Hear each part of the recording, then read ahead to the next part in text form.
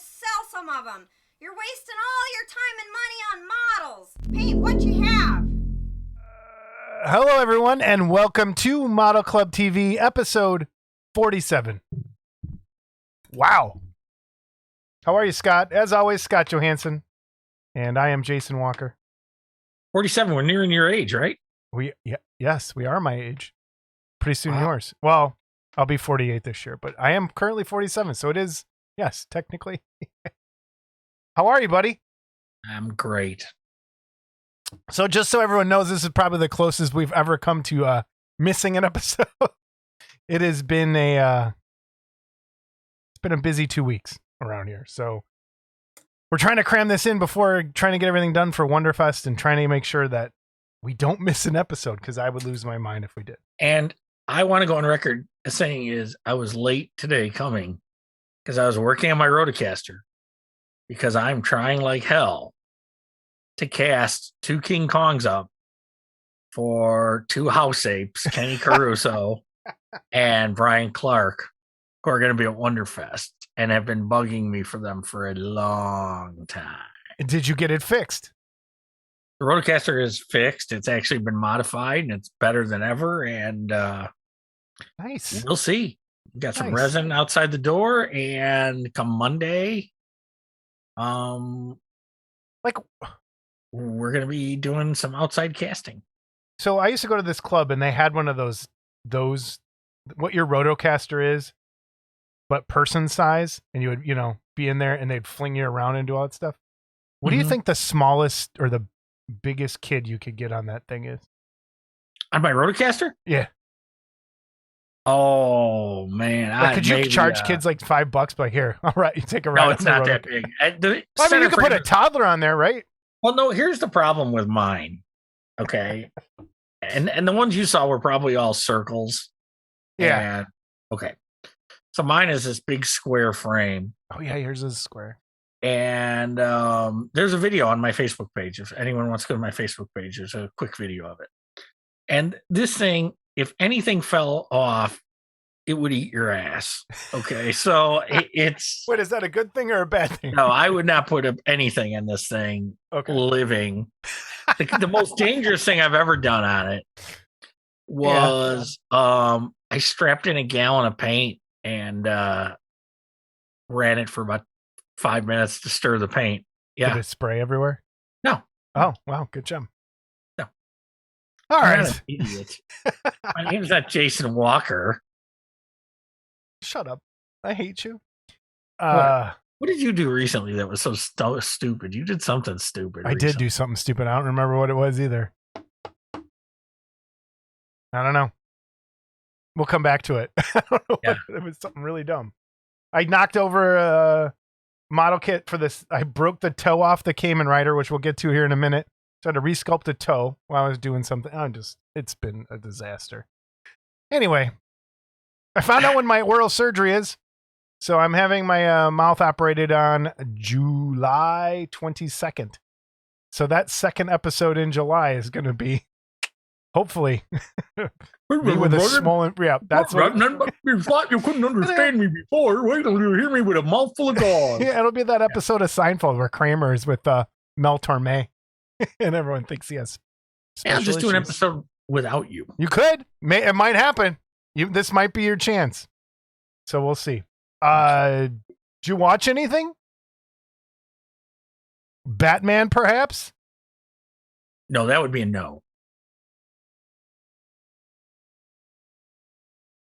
Did you start watching it? Would you have to be more than 3 minutes in to consider start watching it? You made it 3 minutes. Yeah. Yeah. And then I fell asleep and he was pummeling some guy, and I was like, all right, I probably should just turn it off. So, Okay. But anything else? Nothing? no. I watched a couple things. Just last night while I was working, I started watching the Gacy tapes on Netflix.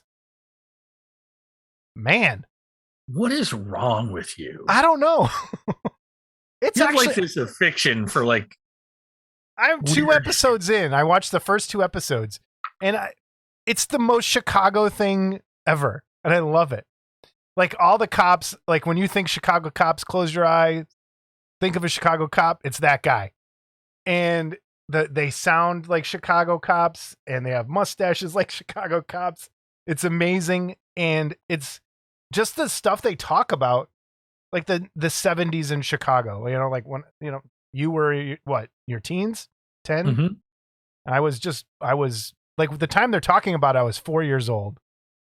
And I remember like the stuff they're showing. I swear I remember seeing it on the news, like remember it, like them at that house. Like I remember that being on the TV. But so far, man, that guy is an asshole. Like take the killing people out of, like, just like when you listen to him, it's like, what a piece of crap. But it's definitely worth checking out, I think, if you're interested in. And I'm not one to glorify serial killers, and I don't think this does that at all. It's more of a like what was happening here in Chicago at that time and what the city was like. And it's in his words, and it's a lot of him talking. And I remember the night he was executed, I was working at a pizza place too. Yeah. So it was like, it's just it's a very Chicago thing. And it The sad thing was, I know not to get us into a dark spot, but that's what I watched last night. We'll get letters about this, but this guy never even tried to deny he killed 32 people and buried them in his crawl space. Well, that's the thing that if you watch this, he did for a while. Like they were following him. I'll let people watch it. They were following him 24 hours a day. Like wherever he went, the cops were next to him, like would go into the restaurant with him and sit down. And he started calling him like, "Oh, you're my best friend." And would like just hang out with the cops while they're tailing him, trying to just put pressure on him until he finally snapped and told his lawyer everything. Oh man, just to think what some of those, it's just awful. So my problem was, how long did this guy stay alive until he was executed? And I know everyone has different opinions on the death penalty, and I won't get too far into that. But this is an evil. Piss off everybody. This is an evil individual that deserved to die. Yeah, right away. As far as I'm concerned, put it on TV and let the parents of some of these and relatives of some of these people push the button or pull the trigger or whatever, because the guy was a mess. You almost make me want to get into stuff we normally don't get into. So anyway, all right, let's get out of there. But I and just there's certain people that deserve that, and I used to be like that. I used to be like, "Oh, kill everybody," and to me now, death penalty is too easy. And I'm of the. I want, if you get a 300-year sentence, they should hook you up to machines to keep you alive for 300 years in the worst state possible. Like, you know what I mean? A la Minority Report, which you probably didn't see, where they stick people in tubes. That's more like that case. If you didn't do it, they can pull you out and go, "Oh, sorry." And especially around here in Chicago, we are totally off track. But either that or they should put them in a cell and make them watch Model Club TV. That would be, that's worse than death. Okay. But there's so many people here that have been framed, and there's been some horrible stuff. But anyway, check it out. It's on Netflix. I know the new Love, Death, and Robots came out on Netflix. I didn't start watching that yet. And I continued watching Cobra Kai. And you didn't finish that. We're almost done. And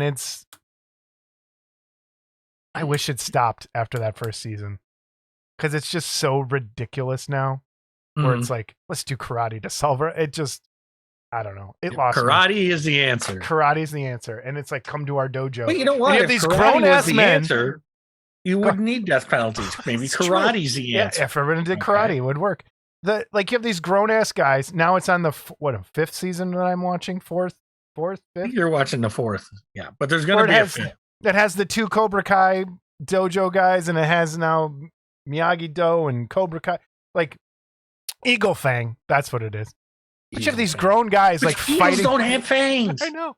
You have them fighting each other through children and using these kids. It's so ridiculous. But anyway, I think that's kind of covered what I watched. I finished Black Sunday. And I want to talk about that for a second. Black Sunday is an amazing movie. And I'm so sad that I just finally watched that. And on top of that, a bunch of people reached out to me about Vin's kits from Resin Crypt and what happened to him. And Scott, who has them? Jeremy Mons. So I'm supposed to hit him up on Facebook, which I think I'm going to do after Wonderfest. And that was a good movie. Really liked it. So cool. We have a giveaway, Scott. Fantastic. You don't seem very excited for our giveaway. I don't even know what it is. You don't communicate with me. We talk once a month, and this is it. And frankly, this is too much. That's true. That is true. Our giveaway. And this makes me feel really good inside, actually. A dream date with Jason Walker. No, that's not it. That'd be horrible. Mike McDonald sent in this. From the Doobie Brothers? No, I doubt that. He loves our show and sent us this to give away. Oh, look, you can see the reflection of what I'm looking at. But the Revell Robin kit. Okay, but let me give you the backstory on the Revell Robin kit. Somehow, when ordering Batman and Robin kits off of Evil Bay, I ended up with 2 Robins, one too many Guinness Stouts. I'll donate for a giveaway. Just tell me where to send it. It's unopened. So I am not the only one who has drunk double ordered things that forgot that I had things. It makes me feel so good. Because what I'll do is I'll be sitting in front of the TV and I'm either on Amazon or I'm on eBay and I'm like, oh, that's cool. And then I order it and I already have it. So, Scott, what do you think we should do to give this away? I think that if you want to be in for the Robin kit, your response in the YouTube comments should be correct, Boy Wonder, and we'll put you in. Okay, that sounds good to me.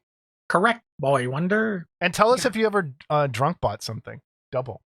I never have. That doesn't surprise me because you don't drink. Sorry. You see what I deal with? I just ate. Oh, boy. All right. Thank you, Mike McDonald. We truly appreciate that. And I hope somebody gets it that really wants it. And if you don't want it, don't enter. Just please. And I believe, and I'm not going to say what, but I believe Paul is giving us something at Wonderfest to give away. Yes. I think there's another gentleman that has some kits that he's going to give us. So, and I think CG Blade said he had some more stuff for us to get. So, I think after Wonderfest, it's going to be giveaway central. Which maybe we'll have an all giveaway episode. And you know what? I'm just kidding. That kind of works because what's right after Wonderfest? Like 2 episodes away. Christmas. No. Our 2-year anniversary. We turned 2. Terrible 2s.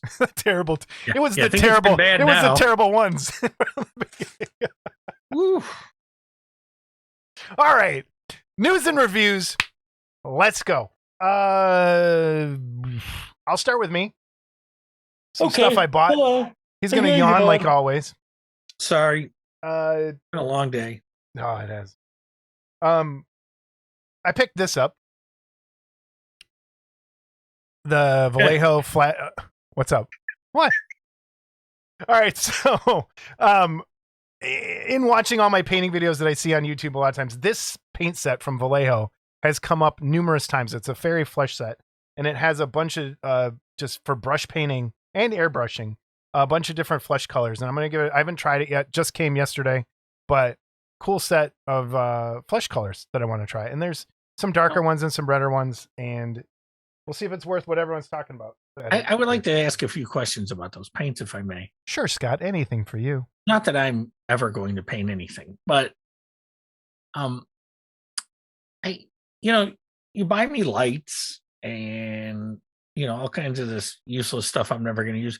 Why don't you ever buy me a paint set? You make more money than me. I'm retired. You still make more money than me. So, Wow. yeah. I have brought you paint holders. Yeah. Yeah. I gave you That paint your, racks. I've brought you that your light- cat peed on or something. I don't have a cat. No, somebody peed on him. Oh. Did you get any pet pictures? Ooh, I don't know if I did. If I did, Uh-oh. I'm sorry. Maybe I They're not scared coming. everyone away. I'm sorry. Paul might have sent me one, but we're going now. I'm sorry, Paul. Well, I'll double do it next week. Double do. Oh, great. Can't wait. Next thing. Cool. I got a couple messages over on my YouTube channel about the wet palette that I had talked about, the exemplar wet palette from before. And it was, hey, any updated review since you've been using it for a while? And yes, when I had put up the review of it originally, I started getting mold afterwards in it. And it said that the sponge was supposed to be mold resistant, and they gave you a copper sticker to put under there, and I was still getting mold. So I took the sponge and did a light bleach solution on it and wrung it out, and I put some copper wires under there, and I have had no mold issues at all. The one thing I don't like about it and all of that is that sponge is super fragile. So me just kind of wringing it out, it tore. Like there's a big rip in it. Other than that, I love it. So I need to learn to be more careful with the sponge. The paper does tear easier, I think, than the other ones, but it's still, I think, the best wet palette I have right now. What kind of house ape are you? Who doesn't wring when something's wet? You just wring it out, like even just like squeezing a sponge, to get the water out. You can't feel something in your hand and say, this isn't like no, a it normal doesn't feel like sponge. that. It feels like a regular sponge, but it tears really Okay. easy. Other than that, it's, I think, well worth the money. Those little negative things, I think it's just here the mold issue that I have with this house. So Here, the next thing, this came today. The Wow. Metaluna Mutant from Cult TV Man. Got it from Cult TV Man. This was the first thing I had ever pre-ordered that came through. It is from Atlantis Models, and to piss Scott off, I'm going to open it. The wrong quick. way. What'd you say? Nothing. The wrong way. There's a right Yeah. way? Yeah. What's the right way? Okay, so when you have a box like that, okay, you take your X-Acto knife and you slice the bottom where the box opens, Nah. and then you can keep the top protected. Nah. That's a nice box. Again, I like the matte finish. It's pretty artwork, too. And I like that he's not the typical colors.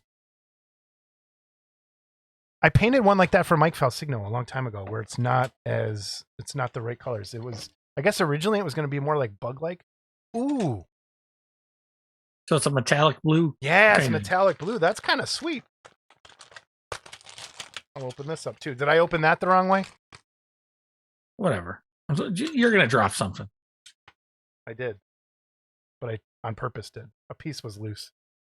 Ooh, busted sprue.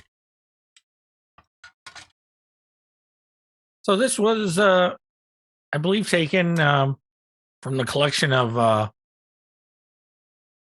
Phil Soprano.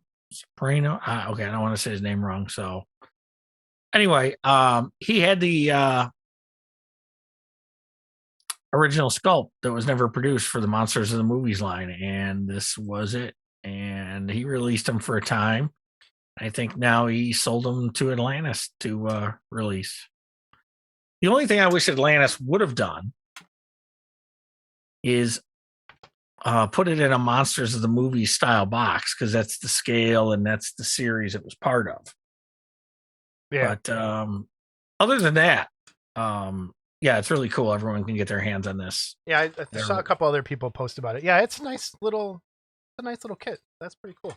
I have one. Mine's gray. So you already have the other one? The original? Yeah. Okay. Yeah. Let me throw this back in there. So yeah, that came today.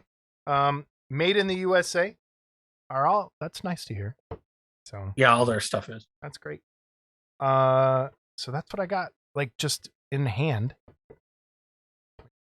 Should I throw this? All right, Worthling sent me a list. And we asked people to do this, so I'm not upset about it, but this is a long list of stuff, which is a great thing. We asked people to send us what you're going to have at Wonderfest so that people know. That just boomeranged. Greg Damian would have loved that. That I threw the bag and it boomeranged back and did not go. Would have knocked over that Guyver thing. It almost knocked something over. It totally did. That would have been the best. All right, so we have what Mark Worthling is going to have at Wonderfest, and he is going to have a lot. So I'm going to kind of montage this with pictures and editing, and I'm going to kind of go through the list here and throw the pictures up as I say it, because there's a lot. All right, here we go. Show his button. Did you hit his button? Here's his button. The Pestilence Labs. Mark Worthling. They will be at Wonderfest. The end cap down in the corner-ish. Across I think from, it's 116 and 117, or yeah. We'll put the map up. Yep. All right. So here we go. The 1/3 scale Hellboy. The 1/3 scale Cronin. The 1/3 scale Liz. And now the new Hellboy minibus that he has coming out as well. And Hell Baby. So I think that does it for the Hellboy stuff. The box art Witch. The box art Wolfman. Creature's Ghost, which is the see-through green creature. I am be there. Translucent creature. Yeah. Yep. Box art Godzilla preview. I don't think it's for sale. It's preview. It is a preview, and I can tell you, because I'm special, that I've seen a preview of the build-up. Oh, have you now? And it's beautiful. Yeah. Cool. So. All right. Continuing on, the 1/4 scale Devonian fossil and the 1/2 scale Devonian fossil. I haven't seen those. Which you saw a lot of, actually. Don't lie. I saw way too much of. And a full scale Devonian fossil preview. 1/6 scale Jaeger Bride preview. 1/6 scale Jaeger. Now, I want to put this. This is not me saying it wrong. This is how he typed it. The 1/6 scale Jaeger Aretha Bay preview. Or Aretha Bay. Aretha Bay. Yeah. That's a diva kit. That's his first in a line of divas. Okay. The diva line. I totally want that kit. It's the Ardeth Bay preview, but it says Aretha. Ardeth BCT. His 1/4 scale Young Frankenstein bust. That says Young. 1/4 scale Jaeger Grease. Sandy from Grease.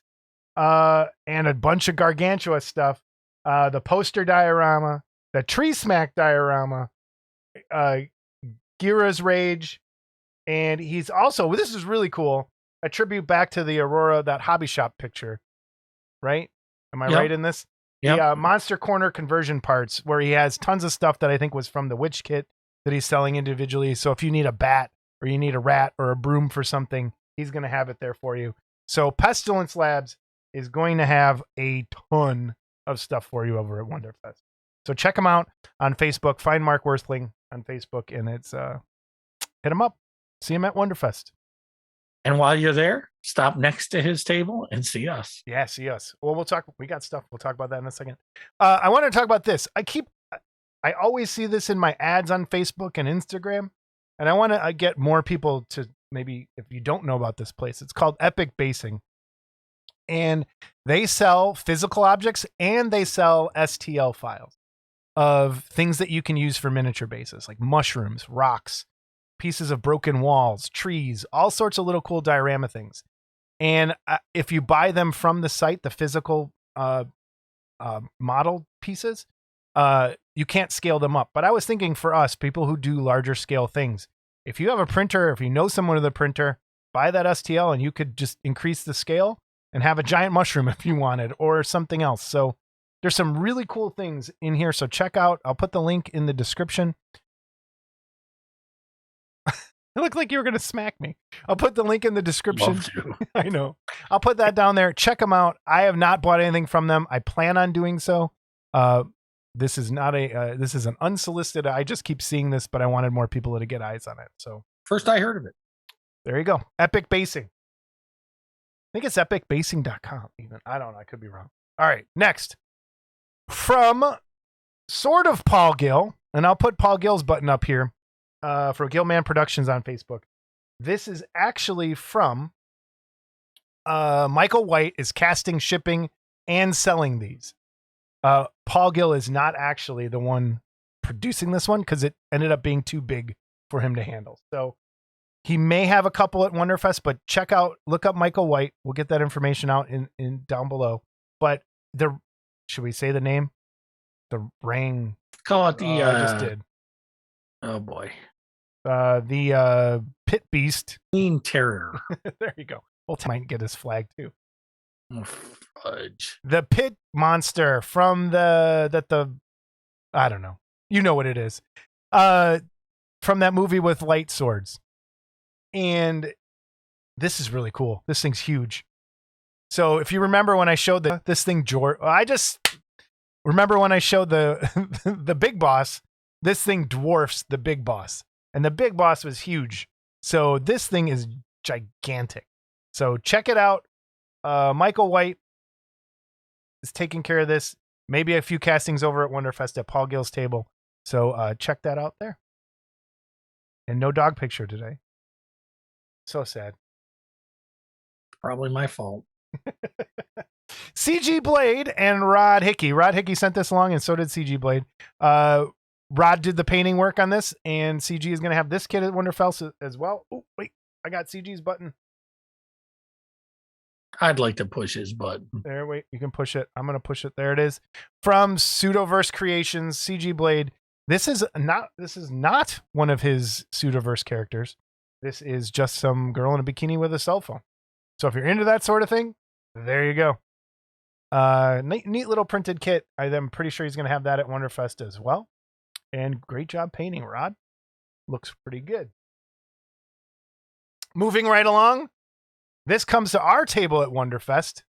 Jamie Sy, our good buddy, our mentor and therapist, or the rapist, as Sean Connery would like to say.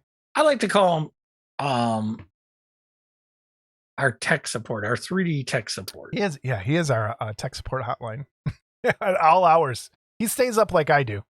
So we're up late. But he's going to have a bunch of these minifigs. And I'm not going to show you all the pictures of every single one he's going to have because I kind of want it to be a surprise. I want people, and I know he listed them, I think, somewhere. But when you walk past our table, there's going to be a bunch of these little figures there. And he's selling them really cheap. They're cool little figures. My favorite ones, I think. I love the Killer Clowns. There's a cool Beetlejuice. That Space Ghost looks awesome. But there's some cool little minifigs in there, along with his other super performed kits. He will have those available after Wonderfest. And anything else you'd like to add, Scott? The sculptors that he's getting these from. I just like this style, and he's done some superhero stuff as well. Yeah. And and you can upsize these, you can downsize them, whatever you want. And so I didn't even think about that. Jamie actually just picked up a few of them for me. Matter of fact, I still have to download them. I don't think I downloaded them yet. Oh yeah, I did download them. I just haven't moved them yet. So yeah, they're nice pieces. Nice little cartoony stuff. We need more of that. They're fun. And we've given these away, or have we given a few of these away? We were going to, and they broke in the bag. And they broke in the bag because Jamie put them in an envelope and sent them. No, I'm just kidding. Yeah, I'm just kidding. All right. I just saw this today from Dan Garden. I think that's how you say his name. Picked up the rights to Kent Kidwell's half-scale Frankenstein bust, and he made a pedestal bust for it. He is only going to do, I think, less than 20 of these. So if you're interested in this monster bust, hit up Dan Garden over on Facebook. And he's thinking of doing it as a pre-paint as well later on, but check it out. Get in there quick because they might go fast. Kind of like the test makeup bolts. Yeah. on the forehead too. Yeah. So. I was wondering yeah. From Ed Bradley, when he was on, he talked about this, and he had this at Wonderfest last year, the demo preview of it that I ended up buying from him. And mine is the 1/8 scale, so I have the tiny one. And they did some tweaks on it, but this is the Doris versus Kamen Rider Zoe, which is his love letter to Future and Takaya and Nirasawa and all that great old Japanese garage kit stuff from the 90s. So he will have this over at Wonderfest as well. 1/6 scale resin kit, 2 figures, $275. The Wonderfest exclusive is going to have clear cast heads, I think. And check it out. It is a really super. Here's mine. I can show you real quick. This is what I broke. I broke his toe off the other day. Not this, but Doris. But this is the figure that lays on the base. I have the tiny version, which I kind of like because I need the space these days. But Ed's going to have a bunch of cool stuff at Wonderfest too, I saw. So please stop by his table. He's going to be the old Monster Dork table. And finally, out of the stuff I found, Troy Nayert and Shadow Creations is bringing back one of the Exo Facto kits, which is the Christopher Lee Dracula, where he's falling through the ice. And I really, really like this. And Scott, did you know today would have been what? Christopher Lee's birthday? 100th birthday, 100 years old, would have been 100 years old today. So, yep, today is Christopher Lee's birthday when we're recording this, not when you're watching this. So great. And Jeff Yeager sculpted a new face, new extra different head for this as well, with a kind of closed mouth. Cool piece. This is a really cool piece. I like it a lot. So Troy, I hope it does well for you. I don't think he's going to have it at Wonderfest though. I think he's still working on it. I'm not sure, but hit him up, ask him over on Facebook. I don't have a Troy button. We should get a Shadow Creations button at some point. And that's it for what I found. Scott, what do you got as you drink your coffee? Water. Oh, wait, do you not drink coffee too? In the morning. That's why I'm yawning by now. I'm like getting ready for bed. So, a couple things. It couldn't be that we started an hour late. Yeah. A couple things I picked up just for fun. And one of them is, and I just accidentally found this. This is one of the new Hot Wheels. And it's a super deformed 66 Batmobile. That's cute. And I just thought it was funny. I bought like 4 of them. Jamie wants one. So I'm going to bring Jamie one to Wonderfest.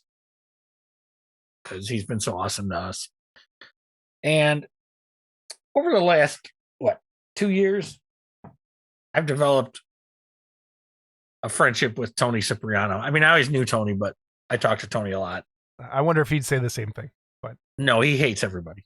So, but anyway, so Tony and I turn each other on to things, websites and stuff, because we like so much of the same stuff. It's scary.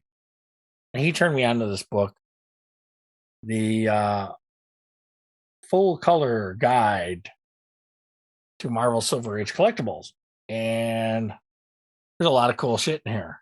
Some of it I may have had, but most of it was a little before my time. But some of it's pretty cool. Some of it I saw.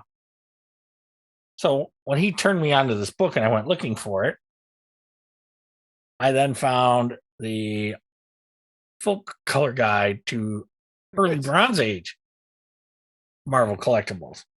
And there's stuff in here like the Mego figures, blacklight posters, stuff like that. So these are really fun books. I just got them yesterday, actually, or today. So I haven't gone through them all yet, but Tony turned me on to that book. And I hope to enjoy that. What age of Marvel are we in now? Is there one? Like, what's this time? What? Because Bronze goes when? Till Bronze goes, I think, into present? No, I want to say into the 90s. Okay. But I could be wrong on that. Yeah, okay, I was maybe half right. So, Golden Age comics were 1938 to 1956. Silver Age comics were considered like 56 to 70. Bronze Age was considered 70 to 85. and modern age is 85 to present. Gotcha. So there you go. So, what else you got? Yeah. So the next thing I got, were those expensive books, or were they? Yeah, they were like $35 a piece. Okay. So cool. So the next thing I have, I'm gonna, before you show the picture. Oh, that's a great Humphrey Bogart. Yeah. So I showed this to Jason, and he thought it was Humphrey Bogart, and you can put the picture up now. And this is kind of in the Mad Magazine style of. This is obviously Sean Connery as James Bond. But so this is a $12 STL available on CG Trader. Shoot, I'll have to link who it is because I didn't do that. But is it on the picture? Does it say it in the corner? Yeah, it might be. If not, we'll get it. Anybody that wants the info, shoot us a message. But Mafar design. Thing about this. Hold on. Mafar design. Yeah. Okay. Say that. The only weird thing about this is the way this guy did the hair texture. Like all of a sudden in the back, there's like a spot. But I'm wondering if it's not done on purpose, and it's hard to focus in on this because Sean Connery wore a toupee because he was going bald. So I wonder if that's done on purpose to. Oh yeah, maybe it was. Okay. Now I printed this at 200%, so this is big. And I just want to see what it came out with at this size, and it came out pretty cool. Did you lose any detail increasing it the size, or? No, I don't believe so. Okay, I don't believe so. So, all right, that's a fun little thing. All right, the Yule winter update. My Well winter update. 2 new kits from Well, and they're not even on CG Trader yet. But you can reach out to him on. You can reach out to him on Facebook and actually buy direct from him, and it helps him a great deal. And I will vouch for him. He's gonna send you the file right away. He'll send you a PayPal invoice, and then he'll send you a file transfer. And you can buy from there. So this is a Yogi Bear and Boo Boo. That is cool. And see, and that's I think that's one of the cool things about digital sculpting is being able to do something like that pose wise, because that would have been a nightmare to do in clay to get that to sculpt that out right. I think. Yep. That is and cool. Then he also did the biggest show in town is Huckleberry Hound. And should I go get my Huckleberry Hound mask? No, please no. Oh. Only if you're going to wear it for the rest of the episode and talk like him. I don't remember what he sounds like. He had kind of a drawl. He had kind of yeah. Okay. And on my suggestion, Well did this. I said leave the hat so you can display it with or without the hat, because old Huck appeared both ways. So there he is, Huckleberry Hound. The next one is what's this?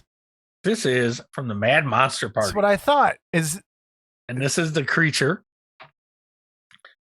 This is a 7-inch maquette, and it will sell for $99 plus $15 shipping and handling. And this is done and being offered through our very good friend, Tony Cipriano. So hit Tony up, Tony Cipriano's Sculpture, Tony Cipriano on Facebook, and send him a message. He'll send you the PayPal info. Do me a favor, because he don't think anybody watches this show or buys anything. So if you see this and you want to buy it, please tell him you saw it on Model Club. Yes, please. Just to screw with him a little bit. And that reminds me, hit the like button, share us around, please. Yes, please. So anyway, that's from Tony. And Tony does great stuff, as I've talked about before. And yeah, that's it. And I'll also say, I'll just show a little sneak preview of this. I printed another Herculoids for Terry Webb for Wonderfest. I finished it up after a few errors. Well, Terry told me he's got an affinity for rhinos. Okay. That sounds gross. It's it's a web. So I don't know what to tell you. So I told him I'd print him a big Tundra because Tundra was the like Triceratops looking thing. I'm just going to give you a preview right here of the size of this Tundra that I'm printing. That's cool though. And the head's probably down there on the build plate right now. So, and this I'm giving to him as a gift. I don't know why. Because he doesn't promote us. He puts us on the last page of his magazine. If we're even in this issue coming out, I wonder. Who even knows? So I wonder.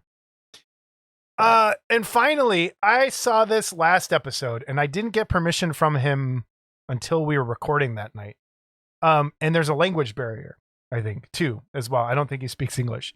So this alien diorama, I saw this on the boards, and I was just gobsmacked by it. Like, it is so cool and so well done. And the detail in there is crazy. So this is from ERBM Roberto. Look him up on Facebook if you want to see this. Everyone probably saw this at some point. I wanted to put this in the last episode. But he also took some really cinematic, different lit shots of this. And it looks like a shot right out of the movie. It is so cool. So check him out, ERBM Roberto, over on Facebook. I'll bet he has an Instagram somewhere, but man, this is so cool. The lighting, you can tell the light, this red shot, it's coming off of that light. Like that's a working light up there.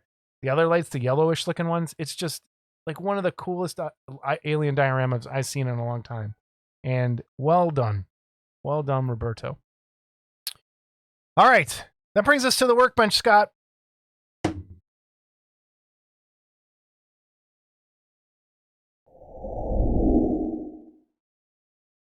I forgot my camera moved.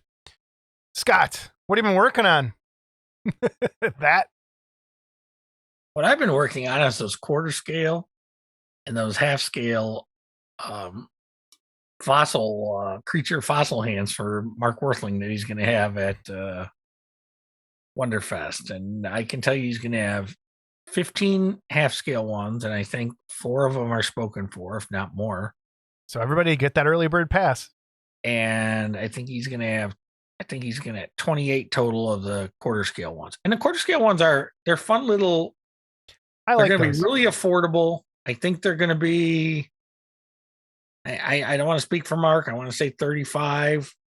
Okay, but I could be wrong. If it's anything, it's less. It's not more. It's not more than 35. And they're still, it's a good size little. Put on your desk piece, paint it in a day, and it looks cool. So yeah. Anything else? You paint anything? I didn't think so. But you're working on your Rodecaster. That's a good sign. You're also printing some other stuff for Terry. Anything else? Workbench wise? No, it's kind of funny. You talked about we're going to have a table at Wonderfest.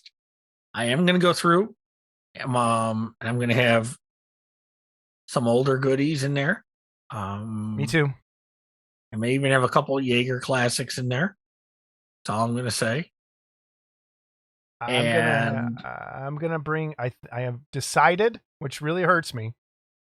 I'm gonna bring my Volks Commando, which I'm never gonna build it, and my Industria Mechanica Chrononaut. So if you're looking for those 2 kits, they're gonna be there. But yeah, we're gonna our table. And I still have to do that at some point this week, along with everything else, is kind of go through the stash a little bit and pull some stuff out. I may bring every cartoon kit I've printed, and if someone wants to buy them, I'll reprint them, but let's see how it goes. So yeah. Anybody that's watching this, by the time you see this, it's probably going to be too late for me to print anything, but you could try. Yeah, this will come out Monday morning.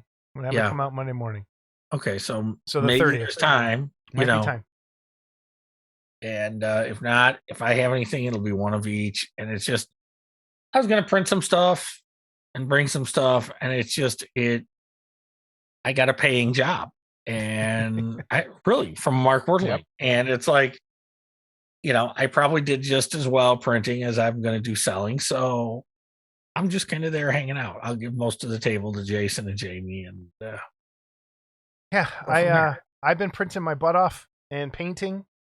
I'm gonna have some little goodies, a little Batman bust, an orc/ogre bust, a couple of those. I'm gonna have some X-Files busts and X-Files figures. And my Agent Carter, which I've been working on trying to get painted. I have the base completed. So I've been working on that. It's a nice base. Got that done. And I finished the Psycho Gorman. Wow. So I'll have that over on Paul Gill's table. And I've been just, again, rebuilding everything here. I want to talk about Skatus. I think I'm saying that right. Or Skatus from IKEA, which are their version of proprietary pegboards. And the reason I picked them up is because you can 3D print a ton of different parts for them, like different hooks and shelves and stuff. And so I figured I'd give them a try, and I love them so far. I've printed these little shelves that hold paint, and if you check out, I'll put a link, the Skatus shelves, and then over on Thingiverse, you can just print out different stuff for it. And it works really well. I'm really impressed by them. But yeah, just been trying to get this hobby. I've tore this room apart, and I'm tired of it being broken down, and I want it back to normal. So that's the workbench. Jupiter's coming. Where are you going to put that? I have no idea. No idea. Oh, and then the new Saturns. Anyway. Yeah, look at that new Saturn. And it's getting to the point, okay, 8K, great. Okay. All right. I'm sorry. And I know I print a lot of smooth stuff, but what's the regular Saturn? 4K? Okay. This falls into the same problem I have with video games. I kind of stopped upgrading it's mostly because the price has gone through the roof on chips and on video cards, but I'm like, I don't play enough. I can't justify $2,000 for a video card at this point when it still looks okay to me. I can see upgrading the printers just as they go upgrading. I won't be pre-ordering those or anything. Cause we just got our second Saturns a month ago. And for me to go, okay, I'm done. I'm getting these two new ones. I'm not going to spend $1,000 on both of those. And so I might wait like a year and then replace them, and see how it goes. Let the bugs get worked out. But it's going to be one of those things. The technology is going to move so fast with these printers that I have a feeling you'll be replacing every 2 years. We have the Jupiter coming, which is a bigger build plate and a bigger height. And the Jupiter's what? Is that an 8K as well? Yeah. Or is that a 6K? Okay, so I'm going to have an 8K. No, it's 6. I think it's 6. Okay. Is it? Yeah, I think so. You're not sure, are you? No. 12.8 inch screen, 6K mono. Yeah, it's 6K. You're correct. Okay, but but still. Okay, but still. So I'm going up from 4K to 6K. Yeah. And now the 8Ks are out already. And it's like, well, it's like TVs. Yes. It's like TVs. I have my 4K TV and I am happy with it. And for me to upgrade to an 8K TV, I don't feel like it. Like I bought a HD. This is kind of where we're going on the top. I bought an HD Blu-ray player, and I barely ever watch it. And I'm still watching streaming stuff, which isn't in 8K, and it looks great. Or 4K. I mean, it's to the point where it's like, I'm okay. And frankly, I look at some things. You're only as good as your source material. Yeah. So you take a lot of these old movies and you almost clean them up to the point where they don't look normal or real. We talked about this. We talked about this week, me and you. I watched Joe Bob Briggs last week, The Last Drive-In, the best show on the internet and on TV. And they had the original Nosferatu from 100 years ago. It's the 100th anniversary of that as well. And they did the not Werner Herzog. Oh my God. My brain just broke. I'm having strokes left and right today. And the other Nosferatu movie, the remake. And I cannot believe Klaus Kinski. The Klaus Kinski. And I've never seen it. Yeah. It's good. but the quality. So Joe Bob talked about when most times when people watched the original Nosferatu, it is played at the wrong speed. And that the film cameras back then were done at about, the hand crank cameras were around 16 frames a second, but they shot Nosferatu at 20 frames a second. And then most projectors now, that people, when they show that, play it at 24 frames a second. And so they speed corrected it for the broadcast, and it played it at 20 frames a second. And it was night and day. I've seen that movie a bunch of times in the theater with a live organ with it, doing the accompaniment. And the quality, it looked like it was made yesterday. It looked like it was made, and then someone put an old timey filter on it. That's how good it looked. And it was 100-year-old movie. And it was amazing to see it in that good of quality. So if you get a chance, there's a free for Shudder. If you don't subscribe to Shudder, it is well worth it for Joe Bob Briggs alone. There's a free trial, but free, if you want to see that in really good quality, do the free trial and watch the Nosferatu. It was so well done what they did with it. But we talked about, it's just quality. It's at some point it's like, oh, it looks good, but this was such a step up to me from when, like, watching it in the theater. Yeah, and to me, like, I'd like to see them do with that with King Kong, is to make sure that the speed is right when it's played, and just. Well, and to me, DVD cleared things up so much. Okay? There's a huge, for people who don't have a 4K, the HD Blu-ray player, that's a big difference too from regular Blu-ray. Like, you might not think it is, but it looks crazy, and the sound design as well. So my stepson got a 4K TV. Mm-hmm. And so he had the 4K Netflix. And so the first thing, once we got it set up, he put on Guardians of the Galaxy. Yeah. Part 2. And the beginning was like mostly computer generated, old Kurt Russell and stuff like that. And when I saw it at the theater, it looked real. But yet when I saw it on this TV, it looked fake. It looked every bit of computer generated that it was. Does. So sometimes it's too much. Well, I don't want to rag on Marvel again. 2 episodes in a row. What did I watch? I watched 1917 in HD, the HD Blu-ray, and it's just the sound quality alone is worth it. It's frightening sometimes how good it is. That brings us to our topic. Right. As he yawns. What's the topic? It's called Mishmash. So I don't want people to start thinking we don't have guests. Like I mentioned in the beginning of this episode, it was by the grace of God that we got this episode recorded.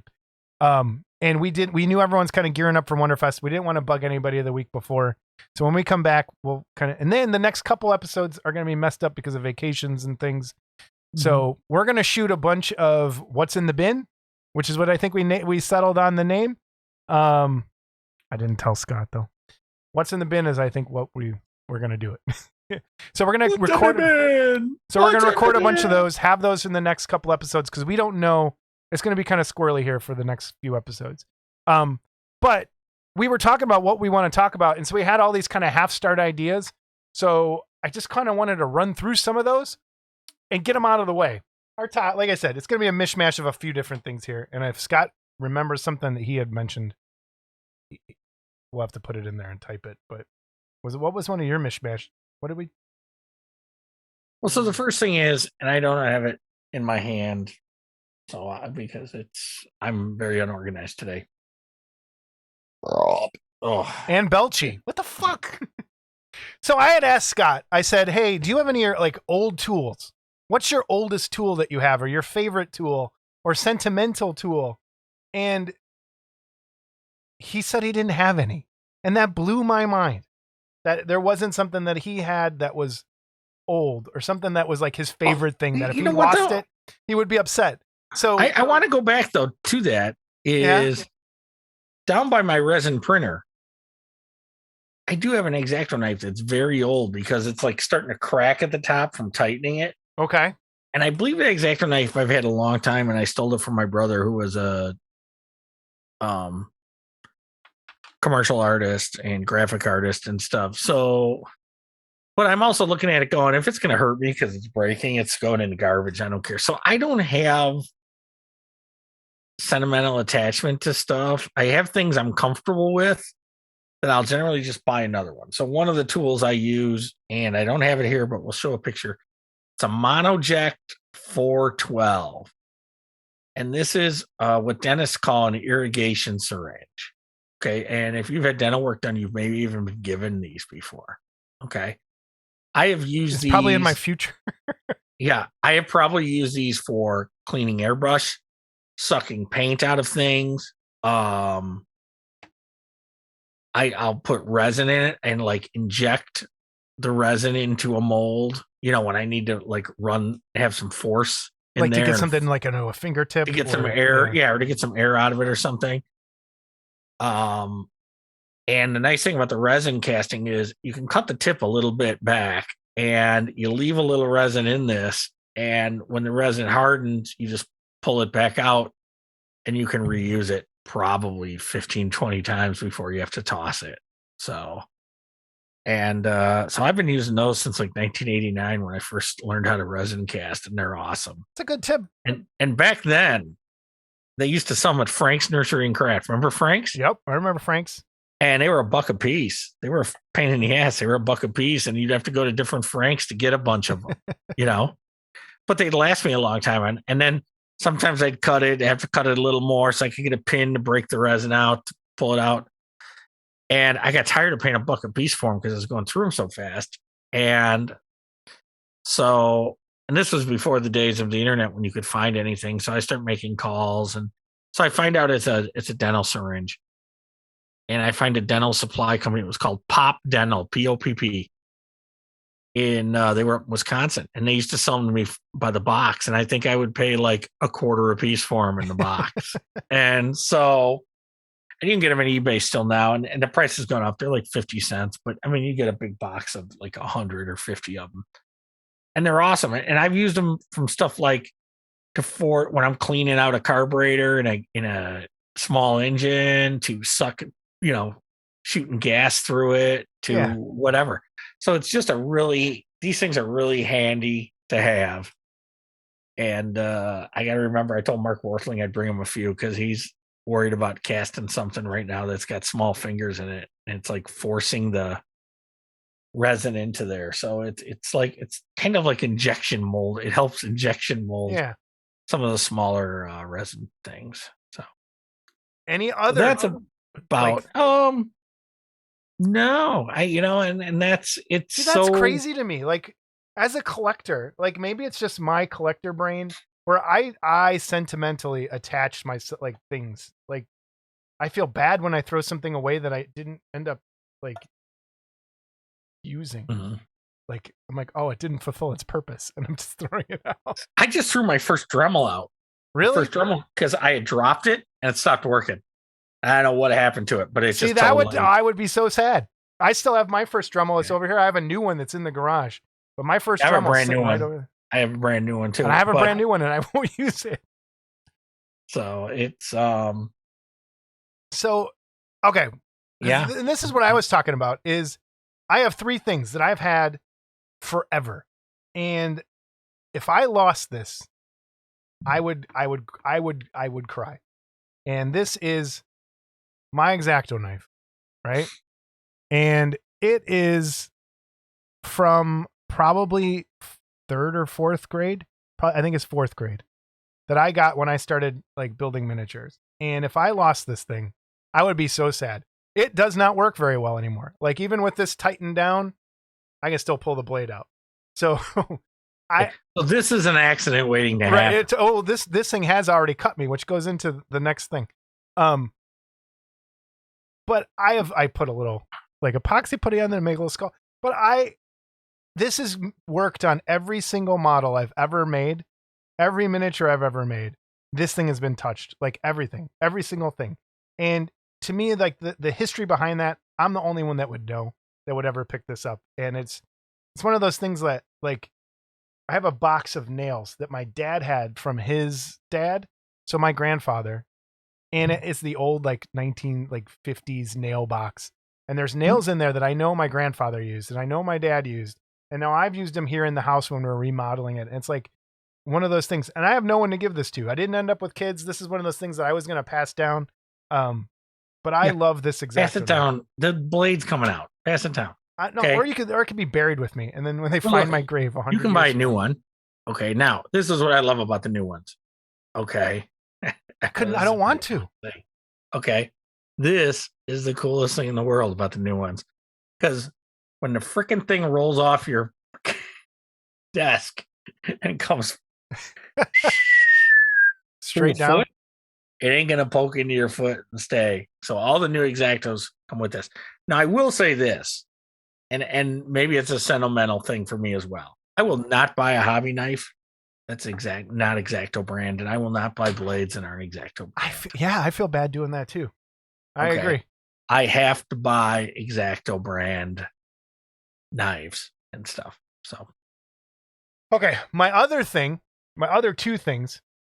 This was given to me by my mom back when I was probably second grade. She was in a ceramics class, and this was just like a simple pencil holder she used that I used for school. But I ended up keeping my brushes all the way up until this week when I moved them into this brush holder that I had printed. But I'm not getting rid of this. I'm going to save that forever. And then my other thing is, this is my water cup. I've had this since probably 4th grade as well. So have you broken it? Yeah. If you notice, everything's broken that he has. I know. If you look, this thing, but I didn't drop this. Something had fallen off a shelf and broke it once. And then it just broke, I think, out of old age and the paint stuff. Like I came in one day and it was cracked. So what I've done, and it's just like if people don't know, it's called, let me look over so I say it right. Kintsugi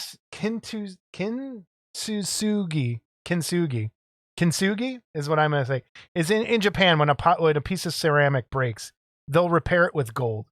And the crack gives that thing more character. So since I'm a modeler, I don't really have gold. I've repaired this with AVs over and over. And if you look, every time it's broken, I've put it back together with AVs and I am not getting rid of it. I kind of need to stop using it because there's so much stuff caked inside that it kind of ruins the water. And I've used it only now to clean things. But again, everything I've ever made, I've used this water cup. And that with the X-Acto knife together, for me, I'm like, so is it just me or is everyone like Scott? I'd like to know in the comments below. Do people have sentimental tools? Are there things that you just don't care? You just replace as they go? Mm-hmm. Tell us your favorite story about your favorite tool. I'd like to know. Along the lines of what Scott did, stuff that I like, something you found that you can't live without as a hobbyist, as a model, is this. And this is the brush cleaner and preserver, the Masters.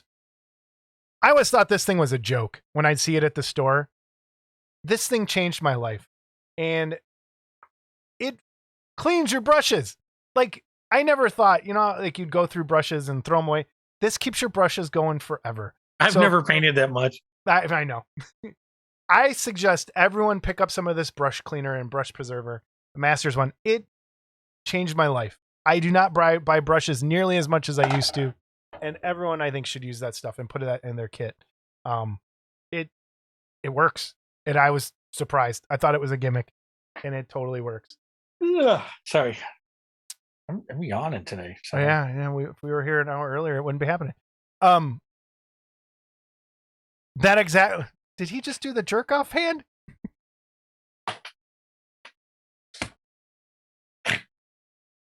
I might have. All right. That X-Acto leads me into my other thing that we are going to try and talk about, which we have touched maybe before. Worst hobby injury that you've suffered. And I'm not talking the hand and plaster. I'm talking it had to happen while you were building a model and doing some sort of garage kit activity. Your worst injury. Scott, do you have a worst injury from hobbying? No. Nothing? And I've told the story before. I was actually using one of those syringes and I was spraying airbrush thinner into my Badger 150 and it backsplashed on me, and I got airbrush center in my eye, and it burned like there was no tomorrow. And I lived alone at the time, and I'm like, great, okay. And I ran over to the sink and I rinsed out with water, and once the water hit it, diluted everything, I was fine. But yeah, that was that brings me to two worst. things that ties in exactly to my story and something else. It reminded me, I also watched the new Jackass movie where they would typically pour something in their eyes on purpose. So I watched that. It's pretty good. If you like dick, there's a lot of that in there. A lot. Great. A lot of dick in that movie. I'm sorry, I'm heterosexual. And the new kid. Oh, that's right. And the new Kids in the Hall. A lot of dick in there too. My wife wants to watch that. It's good. I wouldn't say it's good. I guess. I used to love that show.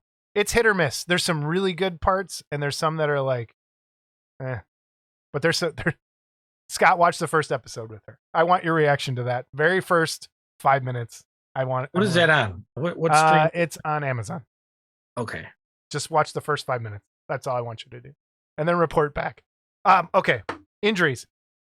Home Alone. You were home alone with your eye. So this X-Acto knife, it's funny. Every time I hurt myself, I think moments before I go, if I do this, I'm going to hurt myself. And then I do it anyway. And so I was carving. I had gotten it was an anime kit, and it was the worst casting. And so I was using the X-Acto knife to like grind off some really thick seams. And I'm like, man, I should not be doing it, holding it this way. And the very next second, I just went across my knuckle right there with this thing. And I was like, oh crap. I know I need stitches. So I instantly just grabbed it like this, because about a month before, this is a 2 stitches story. I was in my art class, my fundamentals art class, and it was finals week, and we were all using X-Acto knives to cut something. And I went to tap the girl next to me like this, like, hey, can I borrow something? And she thought I was messing with her. And so she jerked up like this with her X-Acto knife, and I went clunk, and it stuck right in the meat of my hand right there. And I looked at it, and this, I swear to God, I looked at it, and I could see the muscle of my hand because there was just like a perfect L-shaped hole in the skin right there. And the next thing I know, there's a kid kicking me on the floor. And he's like, hey man, get up. I'm like, what? I passed out from looking at the hole in my hand, fell out of my chair in the middle of class. The professor had left the room to do something. And as I was getting like up off the floor, she walked back in. She's like, what happened? I go, I just passed out. And she's like, oh my God, go to the health circus. I call it health circus because that's what they are. So I went over there and they go, oh, you're fine, and stuck a butterfly on it. So I go to lunch that day and I show my friends. I'm like, oh, I cut myself. And I went to show them the hole in my hand, almost passed out again. So now I'm like, oh my God, I have this thing where I might pass out looking at cuts. When did this happen? So flash forward to when I cut my thumb. So I know I cut, like I went boom, and I felt it like hit the bone. Like I felt it. And I'm like, oh no. So I instantly just did this. And I was like, okay, shit. And I was home alone. And this was back in Lansing when I was at my parents' house. And I went upstairs and I just let off for a second and blood just goes whoosh. I was like, oh, fuck. So I had to drive myself to the hospital. I'm smoking on the way to the hospital. Your hand clutched. With my hand I got to have my clutched on the cigarette, steering wheel. man. I had to smoke because I was losing my mind back when I smoked. And I was supposed to go out that night. So I went out that night and I said, I'm like, I'm going to be late. I got to get stitches. And I walk into the hospital. I'm like, hey, do I need stitches? And they're like, oh yeah, you need stitches. And that was that one. I think the worst actual one though, that hurt the most was 2 years ago. The last Model Club TV, or not Model Club contests we did. I don't think I told this story. So I built that big box that was the Nautilus from 20,000 Leagues Under the Sea. Is it 20,000? I always get that number wrong. Yeah. Okay. And so I had one of those industrial strength hot glue guns that get to like 1 billion degrees. That's what it felt like. And so I was blind trying to glue something. So I'm looking at the piece, and because I had to make sure it was level. Okay. So, and when you were doing it, were you going, I'm probably going to burn myself? Yes. So I'm blind gluing something because I had to look at it from a certain angle to see. So I went to squirt it, and I must have like unclogged or something. I don't know what happened, but the glue shot out like a fire hose, and it just went all over this hand. And I instantly, it was a delayed like, oh, like the worst pain. And this was, I ran over to the sink and put it under the water, and as it instantly cured the glue or cooled the glue down, I go to peel it off and it just starts peeling skin off my hand, and I was like, ah. But if people remember that Wonderfest, I think I showed pictures. I don't know where they went, but my hand was just brutalized in blisters after that. So that leads me. I did have another one. oh, go. So it's kind of a hobby related story. And I don't remember what I was doing exactly, but we had this industrial crazy glue that I used to get from somewhere. And it was good stuff, man. It was good stuff. Is that Problem right is once you opened it, it didn't last long, but it was good stuff. And so kind of similar to your story, which is what reminded me. It came in a bottle. It was like a squeeze bottle, and it was a super glue. And I was gluing something, and I don't know what it was. And I was holding it like this in my hand. I'm holding the bottle like this, and I'm wearing this long sleeve shirt, this sweatshirt. Okay. And it couldn't have been any better. And whatever I was squeezing, it's barely coming out. And all of a sudden, like you say, it unclocks, and this stuff shoots under the shirt onto my arm right here. Okay. And I'm like, shit, I didn't want to ruin the shirt. So I pull my shirt off real quick, and I hold the sleeve up while I pull it over. Now I got this glue on there, and it starts to burn. And you're running around shirtless. Well, no, I had a T-shirt on underneath it. So I'm like, crap. So I grab a paper towel. Brilliant. I start doing this. Well, now the stuff is firing. So now I got paper towel lint all over me. Okay. Yeah. And I'm like, oh crap, how am I going to get this off of me now? So the burning stops. I think I ran underwater and the burning stopped. But now I have this big hardened glob on my arm. And this was before I knew acetone would take it off. And you'll laugh at this. I literally took sandpaper and sanded it off of my arm. Oh my God. To get it off my arm. Oh my God. But it's not as bad as this it just totally sounded. reminded me of? You remember that Saturday Night Live skit where the guys would talk about how they hurt themselves? They're like, oh, I hate when that happens. And he's like, I took that ice pick and stuck it in my ear. Yeah. Oh, yeah. I took some sandpaper and sanded my arm, and I hate it. Oh, my God. I didn't sand my arm raw, but I got the majority of it off. So, all right, everybody. We'd love to hear your horror stories. Worst injury. That is a hobby-related. Has to be done while you were building a kit or something along those lines. That was one of our other mishmash ideas. This one came to me, and I don't think we need to spend a long time on it, but you mentioned in a conversation you were having, someone we both know said that because of printing, everyone thinks they're a kit producer now. And I thought about that after we hung up, and I was like, yeah. And I think that's a good thing. And I may ruffle some feathers with this conversation, and I kind of don't care anymore. For a while there, kit producers seemed to be the rock stars of the hobby. Like, so-and-so has this kit. Oh, I can't wait. So-and-so is going to be there. They're going to have this. And they always kind of were like the gatekeepers of, and rightfully so. They were the ones putting out the money. They're the ones paying the sculptors. They were the ones doing all those sorts of things. And without them, we would not be where we are. So with that being said, this kind of reminds me what's happening in garage kits to what happened in the record industry. And it changed, and I think for the better, because it put it more in the hands of the artist and in the common person.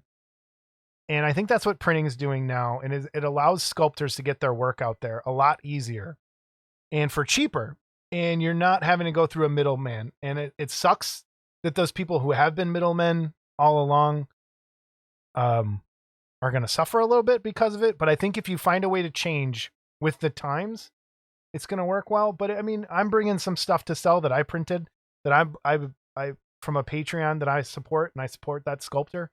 I don't consider myself a kit producer, But it allows people, I think, a little more freedom, and it gives the artist more credit than what they were getting in the past. Whereas I think the kit producer got the credit instead of the people that deserved it.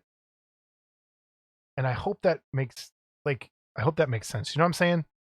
Well, As you're it yawning does. again. Sorry, it's late. No, and it does, and I agree with you, but there were exceptions. And when I say there were exceptions, a guy like Jeff Yeager always got the credit. You know, it's a Yeager sculpt. It's a Yeager sculpt. You know, kind of like it's a Brokaw casting. Yeah. You know, so there were exceptions to that rule, but you know, that being said, there was a lot of good stuff that people had no idea who sculpted it. Okay. And some of that's going to be true in the 3D world, unless you're guys like us going out there and finding. So, you know, I've gone out there and found who's done all those cartoon kits, and I've befriended him. And that poor guy. Yeah, poor bastard. But you know, and I've tried to do right by him. So if someone wants something that he did, I make sure he gets the money for the file. Okay, so that all he wants to do is sell his file. He doesn't want to sell prints. He wants to sell his file. And so in doing so, I look at it and say, I shouldn't make money off of his work per se. Should I be paid for my part in it, which is printing? Absolutely. Okay. But I want to make sure he gets paid for his part in it as well. Now, there's guys out there that don't care, that are buying stuff. You know, again, I'm going to say, and I know there's people that sell on Etsy very successfully, Etsy, beware when you're buying STL files, because prints too. And prints off of Etsy. It's okay. Etsy, I would like, and I don't want people to not go to Etsy, but be very careful about what you buy on Etsy, because there are a lot of shady accounts on there. Now, this was a $12 STL. $12. Okay. And I'm going to tell you, and I probably shouldn't, because there's people that are going to be mad at me for doing so. Okay. It's about $12 of materials to print it. Okay. That's $25. It's going to be a foot tall when it's done. Okay. Got $25 into it and the time on my printer. Okay. I would never, ever probably touch this as a resin kit for less than $70, I would guess. Okay. So for me, this is awesome. Okay. And it's right up my alley. And the same with all the cartoon stuff. But that being said, not everybody wants to print. Okay. So let me throw it another way. Someone wants me to print this for them. Okay. I'm $25 in just for my cost. Okay. Now there's a formula out there for what guys charge for printing. And we've heard $3 to $5 an hour for print time. Right? Mm-hmm. And I can tell you that this particular piece would be 39 hours of printing, because they print tall. I'm printing these tall in the base. But by printing them tall, all of your supports are in the bottom of the foot. There's no seam lines. There's no structure lines on it. Support lines on it. It's all coming up. So that's how I try to print things. Now, if I charge someone $3 an hour for that print, plus what I've got into it, that's $125 kit. And that, to me, that's fair. That's fair to me.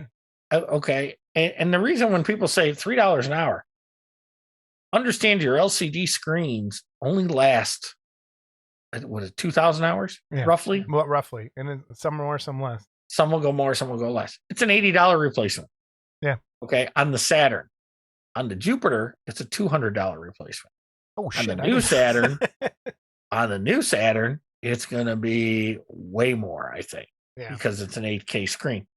So there's also work involved in hollowing, supporting, sometimes repairing or having someone repair sculpts, because not everybody knows. This is another problem, and we can get into this as well a little bit if you want. A lot of guys that sculpt have no idea about printing. And so what happens is you'll go to print this file, and it's so hard to explain, but when you hollow something out, you want it to be one hollow cavity. Okay, basically. But sometimes when they put the pieces together in ZBrush or whatever, it creates a pocket because it's a separate, and Tony would probably know the term better than I would, or somebody that knows ZBrush better. But so all of a sudden you'll be hollowing something out and you'll see this pocket in there and you'll go, holy crap, that'll hold nothing but resin at the end, and there's no way to get in there and cure it. Right. Okay. And just to give you an example, on a hollow piece, you stick these giant holes in it. And again, this is another example of, I try to put the supports, all my support stuff will be here. Now, all these holes are here. They're not going to make a difference because they're here. Got a couple holes over here that are easily plugged because they're small. These holes, that's a different hole. Yeah. These holes, I use my dental light and I cured the inside of this. Okay. But if there was a hollow, and this one actually did have a little hollow area that I had to, and that's what these holes are for. Okay. Had a hollow area that if you didn't have those, there would be resin trapped in there. So sometimes if you get a print that's leaching resin, drill a hole because there's resin in there. That's what's going on. Rinse it out the best you can with alcohol. And there's a lot of things to do. I thought you were going to talk about, and yes, there's that problem. And then there is the other problem of pieces not fitting. Yes. So I just printed something for somebody where the hair was one piece and it was supposed to fit on the bald head of somebody. And it didn't fit. The ears, you couldn't get the way it was sculpted as the parts, the ears kept it from locking together. So the sculptor didn't, I don't know how to say this without sounding like a jerk again. Anyone who sculpts and is expecting to sell a print or sell files to print, and a couple Patreons I'm on, they do this. They do test prints for themselves to make sure the pieces fit and print. If you're just making files and selling them, you need to please make sure they're going to fit, because it's happened multiple times where I've gotten parts and when you print them, they don't fit. They don't go together. And then you have to somehow get that sculptor to fix it for you. This piece is a prime example. And I'll tell you why. This piece was at one point 2 pieces. Okay. He had this piece with the legs, a separate piece that fit in here. Well, the problem is when you went to fit it in there, this and this down here. Yeah. Okay. It kind of like, I'm going to exaggerate it, does this. That's exactly what this piece did. And so you can't fit this in there because of that without grinding it. And then you're going to have all kinds of seam line. So now, again, I know the sculptor well. I know well. And I got a hold of him and I said, hey, this ain't going to work. You got to change this. Yeah. And so what I had to do is I had to go no problem. And learn a different program called Prusa Slicer that allows you to cut the parts. So I just had to make a vertical cut down that hair piece so I could kind of like clamshell the hair over it. But it's like, and then there's the other part didn't fit either. So there's multiple parts on this one piece that didn't fit because the person didn't test print it. Even this James Bond, I went to fit it into the neck hole. Yeah. And this is a little too big. I'm going to have to shave this down to get it in there. So, and, I mean, back to what originally, like all of that is, yes. It'll be interesting, I think, at Wonderfest this year to see the people that have prints for sale versus the traditional cast pieces and how that kind of plays out. Is there going to be a lot more people just selling prints? I think that's what the future is going to be. And I really hope producers find a way to kind of, you keep doing it the same way you've been doing it. If you want something, pay a sculptor to sculpt it for you. I know that's what Jamie did. He wanted those super deformed kits. So he went out and found a sculptor and said, hey, I want these. And then he's producing them as kits. So it's just, things are changing. And It's just like when the record companies went away. They didn't go away, but it's very different how things are sold Right. now, where you're not buying. And this kind of goes into what our sculptor friend, I mean, not just Tony, but a lot of sculptors are so used to expecting a certain price for things. And it's kind of the same way with how music went, is that people were expecting, you sold a whole album and got a certain amount of money. And now no one buys whole albums really anymore, except people like me. Most people buy songs one at a time. And you got to kind of think of it that way, where you're buying a file now instead of buying this whole piece. I hope that makes sense. And I'm not trying to like alienate anyone or make them mad. And the problem, and this is a problem Tony has and a few other guys have as well. When you put your file out there and sell it, okay, there's nothing that stops me. I could send Jason any file that I bought, and he can send me any file he's bought. Okay. But we're not assholes. Okay. But well, the world is full of assholes. But okay. I look at most it of them are on Etsy. Dude, I look at it and go, $12. Yeah. And that's how I am with music. And I keep bringing this back to music, is if it's a band I like, I want them to have my money. If it's a sculptor you like, you should want them to have your money. You don't, because then they're going to stop making things. If you're stealing files or if you're recasting something, yes, those things. And then we could get into the licensing argument one day on here. But, and hey, you should be buying a license, but it's not going to happen for anything. It just isn't. It's not feasible. It's not feasible. Yeah. For what I think the hammer is coming on a lot of these 3D file sites. I think the lucky thing is a lot of them aren't based here in the United States, and that's how they're getting away with a lot of stuff. But Marvel and Star Wars and Disney one day are going to wake up and be like, dude, what is happening? We're losing so much money. And Games Workshop has gone that route of the banning 3D printed stuff. And anyway, how about we say we get into some emails? All right. Emails, voicemails, and corrections. Scott, we have voicemails? We have no voicemails. We have no voicemail. Thank God. If I had to hear CG droll on, I fall asleep just thinking about it. You guys are gonna give each other a big greasy hug. CG, I love you. Next week. Yeah. Do we have any corrections? Did we screw anything up last time? Halfway. Guess when I said Rick Sternbach painted that Ready Room painting, I guess he didn't paint the ship, but he painted the background. Okay. So somebody else painted the ship.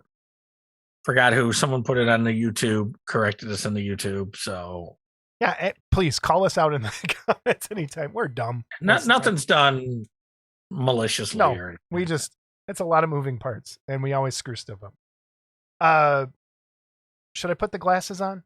Jason and Scott, Wonderfest tips for the people wondering why Scott's laughing as we've done this now 4 times. Yeah. Wonderfest tips is a great idea for a show. I wish I had these tips the first time I attended. I was late to the party and my first show was 2017. Seems like I missed the golden age of Wonderfest, though it is still one of the 2 shows I have to attend every year. I agree that the hotel restaurant is only good for breakfast, and there are plenty of other choices within driving distance. Always bring a cooler for beer is another great suggestion and will save a ton of drinking money that can be put to better use. I would have loved to have met Harryhausen. For the most part, I am not interested in paying for an autograph, especially for a celebrity who is still working. What are you trying to say? Celebrity who is still working. That's what it sounded like the first 5 times. That seems like a shameless money grab to me. I will pay for an old-time actors, celebrities. And speaking of Ben Chapman, I have a beautiful creature from the Black Lagoon still signed by Ben Riku Browning, Julie Adams, and Ginger Stanley. Scan attached. So he sent us the picture. Here it is of what his signed autograph is. Anya Shatina would be a good guest for a future episode. A very talented lady. Thanks for taking the time and energy to make a show every 2 weeks. It is something I look forward to. Now, I was blurry. Scott, you mentioned Anya last episode and then you never explained because I don't know Anya. I looked her up. We have tons of mutual friends and we are not friends on Facebook. Would she hate me? How could she not hate you? Okay. Should I not I send her think a she friend goes to request? Wonderfest. Okay. If she watches or anybody knows her, if she goes to Wonderfest, maybe We'll have her we'll on. Yeah, we'll get her we'll on. have her on. We should have her on. And yeah, For sure. From Chuck Homoka.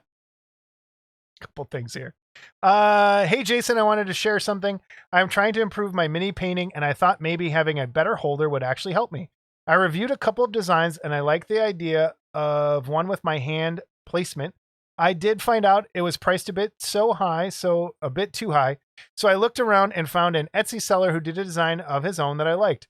It is done with a filament printer, and you can order different colors for the two parts. The handle is hollow, and a great cast where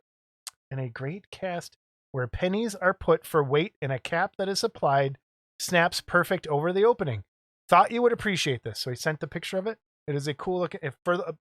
For people who don't have them, these are great. The miniature, the holders you can even put any kind of part on these. The hobby holder, I have a whole bunch of different ones. They feel different. Citadel makes them for holding little parts. And you could put some fun tack on there, hold miniatures, hold heads, hands, whatever you're painting.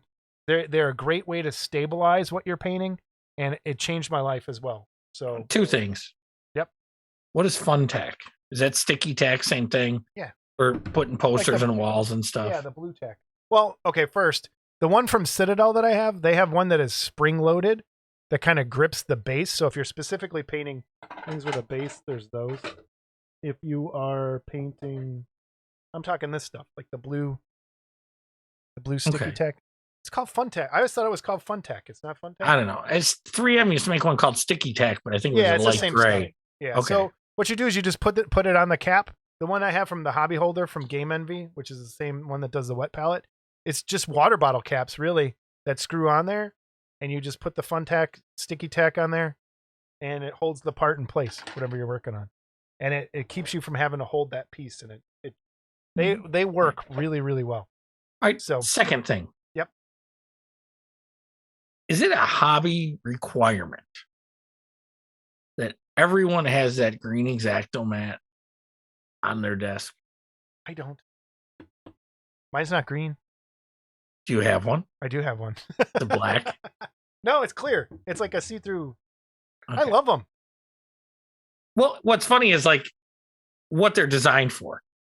And they're designed for cutting because they kind of reseal. Yeah. Okay. But everyone has one on their hobby desk. And I'm looking at Chuck's. Chuck, I'm not picking on you. But it's full of paint, so it's clearly not being used for what it's meant. Well, I have one over there for cutting, and it's a mess because I wipe putty on it. Here, wait, let me flip this camera on. You can see mine. You won't see it, but everyone else will. Look at mine. It is a mess. There's a Q-tip sitting here. Yeah, now it's got paint all over it. All that being said is I'm guilty. Yours has got all stuff all over it too. No, of course not. Oh, but okay. I do have one. So I have a couple of them actually. And I have one that's green on one side and black on the other. Yeah. The other thing, Chuck sent this picture in. It is the oh my god, I can't. Omega Man. Omega Man. He wanted to know, is that an old kit or a new kit from Jaeger? That's an old one, right? I believe that's an old kit. A re-release from Monsters? Okay. So yeah. That's what he was wondering. And then I think we have one more email, and this one came in the night of us recording the last episode. And this is from Greg Damian. And this was about episode 45. So the boomerang. I hesitate to even read this email though. Why? Because it puts you in a good light. And I don't. Why can't I be in a good light? Everybody wants to paint me as this ogre monster. And although you come off, people like you. And frankly, for the last 2 years, okay, I haven't even had a Facebook or online fight with anybody, and I've tried to stay very neutral. I think this show I've made peace with people that I wasn't at peace with. And you've been humanized by this show, I think. Yeah, that's and me. We've both. I mean, that's maybe a topic for a show too. But yeah, I don't know. Everyone thinks I'm a monster. I just don't like being nice to you. From Greg Damian. Why do I have to be a monster all the time? From Greg Damian. Guys, another great show, and one I was glad you finally did. What's in Scott's basement? That brings us back to Gacy, I think. What's in Scott's basement? Ever since I heard that Scott had over 600 kits, I wanted to see them. I know there is a lot of joking going on about Scott not building or painting anything, but I think we have found a reason for Scott's madness. That is the fact that Scott is actually an archivist and not a model builder. He is the National Archives of Garage Kits with some Aurora thrown in for good measure. I personally would have watched many more hours of the unboxing you guys were doing. This has to be a regular feature on the show, just as the workbench and news and reviews. Even if it's only one tub, that would be fine. I think Scott's work as a historian and curator of the garage kit hobby should not be scoffed at. To be able to open a tub and know who and when the kit was created by is something paramount to the hobby. We all have Terry's garage kit books from the early days, but with 600 plus kits in Scott's collection, I think he goes beyond that. Of course, why Scott has many multiples of Aurora kits is a bit weird, unless plans to open a hobby shop. For a minute there, I thought I was walking the aisles of Trost Hobbies. Scott, if we see some rare out-of-print kit in your stash, are you open to selling any? I can definitely see that happening. I also enjoyed the Batman. I went in with no expectations, but I was sold after the viewing. I would rate it either second or third best in the series. I think the Catwoman was a waste of time in regards to the storytelling. Quite unnecessary in my opinion. Keep it up, boys, and I can't wait to see you in a few weeks. So I want to touch on the Batman part. I disagree with the Catwoman part because I think she's beautiful, and any moment she was on screen was well worth whatever distraction to the story it was. She is smoking hot. All right, historian Scott. Greg, I'm honored by your opinion and humbled. I am hardly a archivist. Terry Webb is the guy with the knowledge. I have a lot of knowledge. I'm not going to say I don't have a lot of knowledge and a lot of history for sure. But there's other guys out there with just as much, if not more. I do agree with him, though. I think it's something to be said that we could open a box and you're like, this is so-and-so sculpted this. It was this, and this, and produced by who? That is a talent. And I don't have that kind of memory at all. Well, that's because you drank too much. I know. Okay. That being said, while we're here. But Greg, thank you for that email. That was, it's. Oh, Greg, I appreciate it. Scott's being humble, which is weird because that never happens. But I agree with Greg. So. But I do want to not be humble for a minute, and I'll tell you in 1 second. And Greg, again, I appreciate all the kind words, but the quantity of kits I have now on the current model inventory spreadsheet is 770, not 600. Okay. And actually, there's one sitting back here. I didn't put my Sweet Life. So it's 771.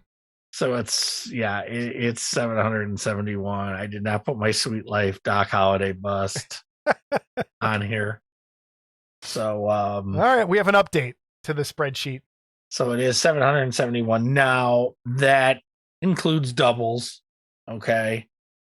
And if I just go by the kits themselves, which that can't be right, but maybe it is. Man, I have that many doubles. I have over 200 doubles of stuff. Maybe I do. Man, do you have that spreadsheet set up to add up price? Yes. You want to say? I don't know. Anyway, this goes to 576 from 2. So 574 different titles on this thing. So yes, there's almost 600 separate kits. But there's like 200 kits worth of doubles. That's crazy. So his other question, would you be open to selling any when we pop those boxes open? Well, it depends because I'm kind of going to go through a little bit before Wonderfest and probably have a few things at our table. So All right. Yeah, and like I said, we're gonna film some more of those. We are gonna do those more as a regular. So you're segment, asking, you are asking for a price total, and again, this is not a brag. This is not. This is actually It's an insanity marker. That's what I want. insane. Now, I didn't set my spreadsheet up to. So if I have a kit that's worth $90 and I have 2 of them, it's not set up for 180. So the price I'm going to give you is you a gotta fix that. singular total, okay, of just single kits. All right. All right. So it's not going to include the doubles. Do you want your? Maybe you shouldn't say this. If your wife ever sees this, She's going to see it if I drop dead. That's I true. can tell you that. Well, you'll be dead. It won't. But this is why I did it. Yeah. I did this sheet so that they have an idea of value. And for the record, I shot my values low. And the reason being is if something happens to me, I'm not going to look at my family and say, try to get top dollar for everything. Yeah. Yeah. So, for example, the Dracula's Bride Janus kit that goes with the Deluxe Dracula, it has sold for over $1,000 on eBay. I put a value on it of $450. Okay. Which if I put that on eBay for $450, it would disappear tomorrow. Okay. But so that's kind of what I did with a lot of things. Okay. So that being said, Yeah, a drum roll. the total, and again, this is not, please anyone, this is not a brag. This is, I got this money, blah, blah, blah, blah, blah, because it's kind of a sickness. Take a guess.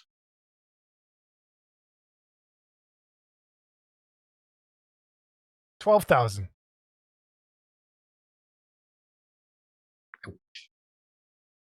$45,210.42.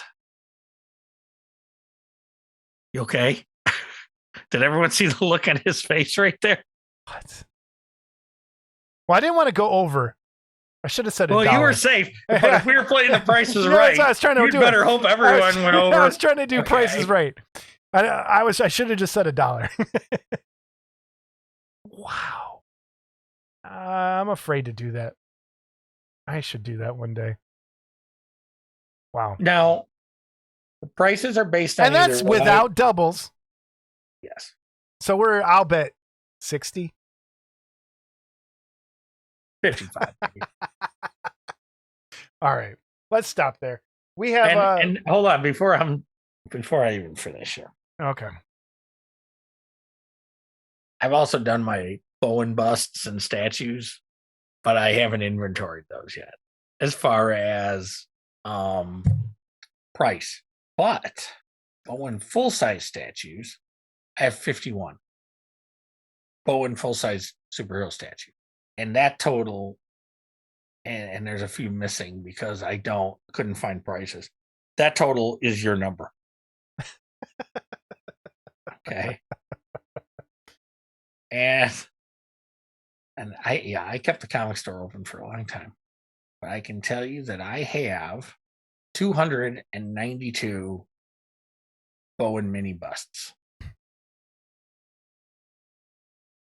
didn't even know they made that many. That's about how many they made, actually. There might be 1 or 2 variants in there that I don't have listed because I don't have them, but I have almost every mini bust. Oh, man. Wow. Okay. The mini bust I don't have, the Bowen stuff, is they did like a chrome version of something that was the same sculpt I had, and I couldn't get it. I didn't go crazy trying to get it. They did what's funny is they did Bucky from Captain America and Bucky, and they had a shit ton of them left over, so they had them all gold plated.